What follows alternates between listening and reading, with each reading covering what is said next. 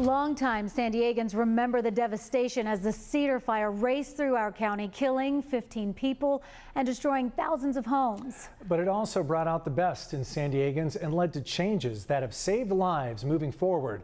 All this week, we will be taking a look back at the Cedar Fire. Tonight, CBS 8's Steve Price starts off our coverage with a look at how the fire started and its path of destruction. You gotta go. You got about 2 minutes to get out of here. 2 minutes. It burned over 270,000 acres. If you can hear my voice, you are in danger. You need to leave the area immediately. Destroyed more than 2,200 homes and killed 15 people. Oh my God! At the time, the Cedar Fire was the largest wildfire in California history. October 25th, 2003, a lost hunter intentionally starts the fire to try and signal rescuers. But right from the start, fire crews had many things working against them.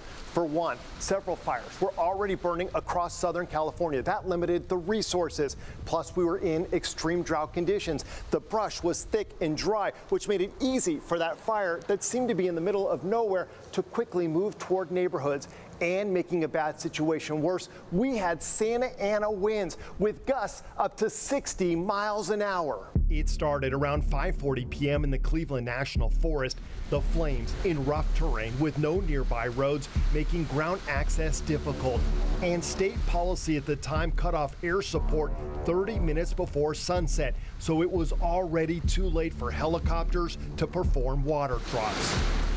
Fueled by those Santa Ana winds, the flames headed straight toward the San Diego Country Estates in Ramona. By 3 in the morning, the fire continued to spread out of control toward the Barona Indian Reservation. I just bought new couches, new leather plush couches. And Lakeside, trapping people from the Wildcat Canyon area to the San Vicente Reservoir. The flames showed no mercy, killing 12 people who had little to no warning that this fire was heading their way.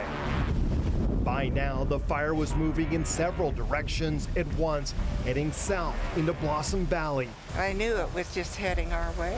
It also moved west into Poway, burning 54 homes. We gotta go! And into Scripps Ranch. It's terrible.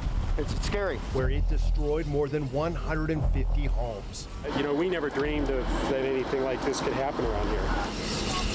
Fire crews shut down Interstate 15, the smoke too thick to safely drive through, plus concern the fire would jump the freeway and spread all the way to the coast. Out of here. Around that same time, it was also moving into Tierra Santa, where nearly a dozen homes burned.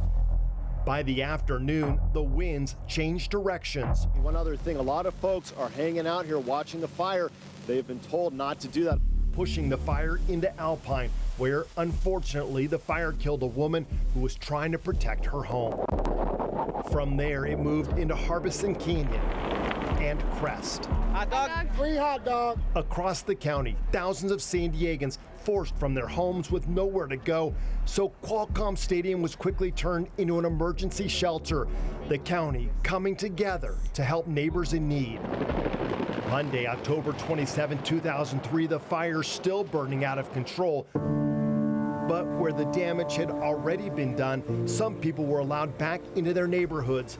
These pictures from Scripps Ranch. I feel like I'm someplace in hell.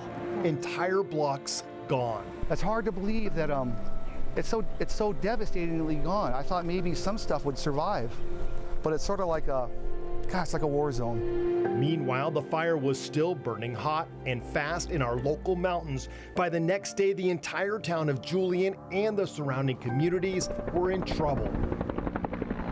Water drops helped, but homes were still going up in flames. And on October 29th, tragedy struck again.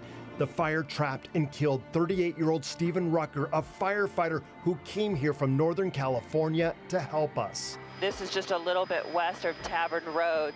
The Cedar Fire was fully contained on November 3rd, and President Bush visited the destruction the next day. I see the loss of a lot of material possessions. However, I see a strong spirit. The fire was officially out December 5th. Steve Price, CBS 8.